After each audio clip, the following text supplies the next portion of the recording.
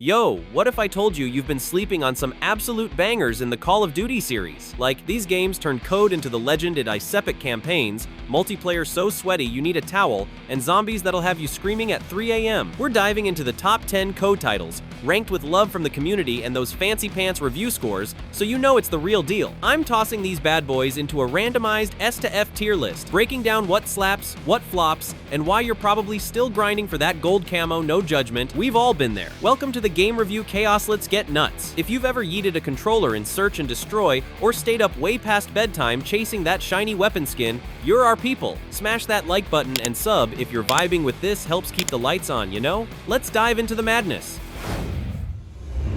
1. Call of Duty Black Ops 2 2012. Oh baby, Black Ops 2 from 2012 is like that one friend who shows up to the party with pizza and a karaoke machine. Total game changer. The campaign was out here flexing with branching storylines, letting you decide who lives or dies. Mind blown. You're David Mason, hunting down Raul Menendez, who's so evil he probably steals candy from babies for fun. Set in the Cold War and a sci-fi 2025, it's got stealth, explosions, and moral dilemmas that'll make you question your life choices. Multiplayer, Pick 10 system had us mixing perks and guns like we're on a cooking show, and score streaks rewarded you for being a tryhard, not just a kill farmer. Then there's Zombies Transit and Mob of the Dead had us screaming, why won't these zombies chill? The good? It's bold, replayable, and dripping with variety. The bad? Some folks whined the futuristic vibe was a modern warfare wannabe, and the campaign's endings could be a hot mess if you fumbled your choices. Still, it's an A-tier beast polished, ambitious, and still the GOAT for many.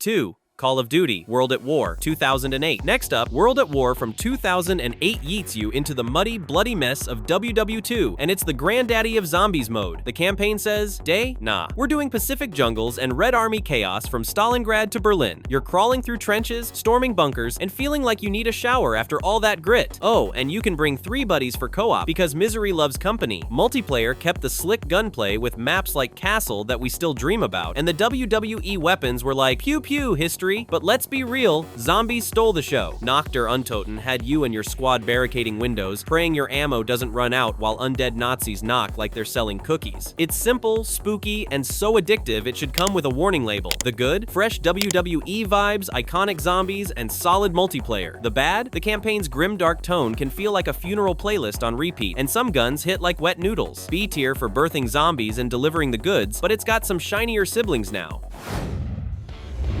3. Call of Duty Modern Warfare 3 2011. Yo, Modern Warfare 3 from 2011 is like the third slice of pizza in the trilogy box, still tasty, but not quite as mind-blowing as the first two. It wraps up the Modern Warfare saga with soap and price jet setting around the globe to stop a world war, serving up Hollywood-level chaos in places like Paris and New York. But let's keep it real. The campaign's basically a rerun of the earlier games, like someone hit copy-paste and called it a day. No gut punch moments, no tears, just explosions and a shrug. Multiplayer though? That's where the sauce is. You're leveling up guns like a gearhead modding a car, unlocking attachments and proficiencies that make you reload faster than your mom snatching your phone at dinner. Kill Confirmed had you scooping dog tags like it's a Black Friday sale, and maps like Dome and Resistance were so fast-paced you'd get whiplash. The good? Multiplayer's a grindfest you can't quit, with customization out the wazoo. The bad? The campaign's as forgettable as my last TikTok dance, and the multiplayer's got some recycled vibes that scream, been there, done that. C tier for being a solid bro, but not the trilogy's MVP. 4. Call of Duty Black Ops 6 2024. Fast forward to 2024, and Black Ops 6 is like Call of Duty chugging a Red Bull and yelling, I'm back, baby! This game's the comeback king after some questionable years. The campaign, set in the 90s, is a wild spy thriller. Think sneaky infiltrations, double-crossing agents, and heists so cool you'll feel like you're in a Mission Impossible flick. Every mission's got a new trick up its sleeve, keeping you glued like it's Netflix's latest binge. Multiplayer slaps with this omni-movement nonsense sprint, slide, dive any dang way you want, making you feel like a parkour god. Maps are tight, perfect for both spray and pray psychos and sneaky tacticians. Zombies? It's the classic survive the undead vibe with a glow-up custom loadouts and maps that mix old-school chills with new thrills. The good? It's slicker than a greased pig, packed with love for fans, and every mode's a banger. The bad? The campaign story can feel like a spy novel written by a conspiracy theorist, and omni-movement might make casuals cry into their controllers. Still, with playtime numbers bigger than my grandma's bingo winnings, it's an S-tier champ that's got CoD back on top. 5.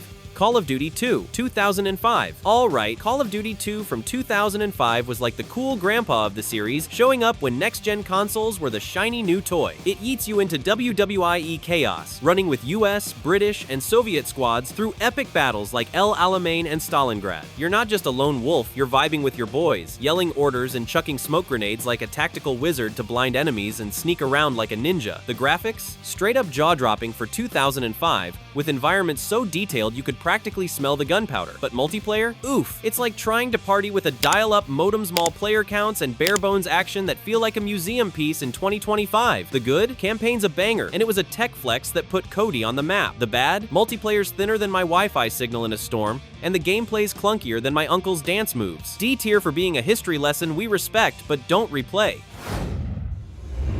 6. Call of Duty Black Ops 2010. Hold up, Black Ops from 2010 is the CoD equivalent of a plot twist thriller you binge in one night. The campaign? You're Alex Mason, a CIA badass strapped to an interrogation chair, unraveling a Cold War conspiracy that'll melt your brain harder than a Reddit thread at 2 a.m. Flashbacks, betrayals, and numbers, Mason, what do they mean? It's peak storytelling that's still got fans arguing over coffee. Multiplayer brought CoD points so you could flex your grind by unlocking gear like you're shopping on Amazon. Maps like Nuketown and Firing Range? Pure chaos, like a family reunion with unlimited energy drinks. Zombies mode cranked it to 11, letting you play as freaking JFK or Nixon, mowing down undead in maps that are equal parts spooky and hilarious, plus a retro arcade mode for when you just want to vibe. The good? Campaign's a masterpiece. Multiplayer's iconic, and zombies is chef's kiss. The bad? The campaign's pacing can feel like sprinting a marathon, and multiplayer had some guns that felt like they shot marshmallows. S tier for being a straight-up legend that's still the gold standard.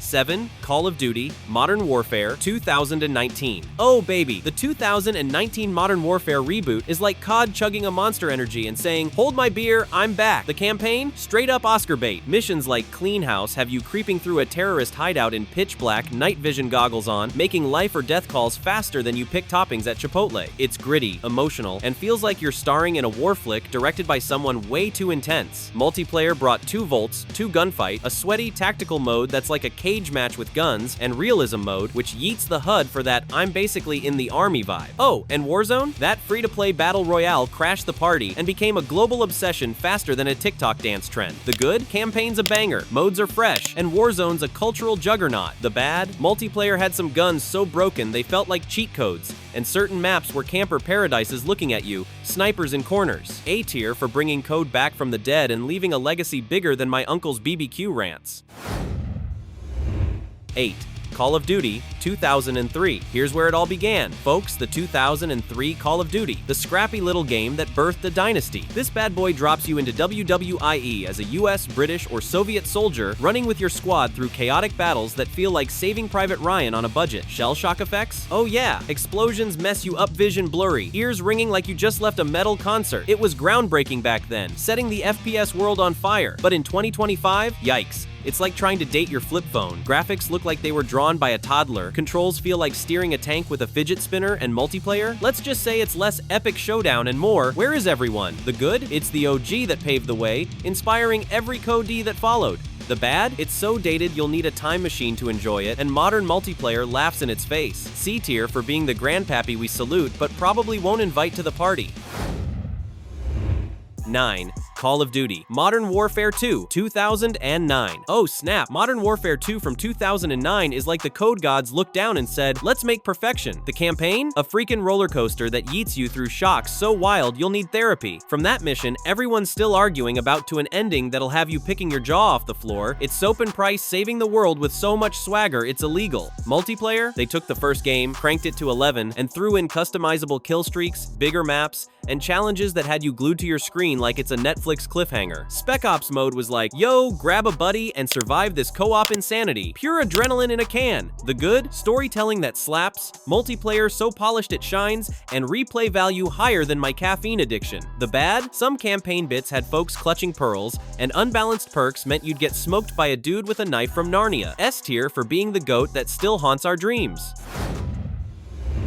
10. Call of Duty Black Ops Cold War 2020. Rounding out the list, Black Ops Cold War from 2020 is like that cool spy cousin who shows up with a slick trench coat but forgets his lines. The campaign dives into Cold War espionage, with you sneaking through KGB HQ like a double agent or blasting through bases like you're auditioning for an action flick. Player choices tweak the story, which is dope, but it's no Oscar winner. Zombies mode? Oh, it's a creepy, polished, gem-refined mechanics, spooky maps, and that classic, oh crap, they're everywhere vibe we love. Multiplayer though? Yawn City. It's like they forgot to add the Spice Bear Bones content, and balancing so off you'd think the guns were picked by a random number generator. The good? Campaign's a sneaky thrill, and zombies is a vibe. The bad? Multiplayer's so meh, it's like ordering pizza and getting just crust. B tier for nailing 2 modes but tripping on the 3rd.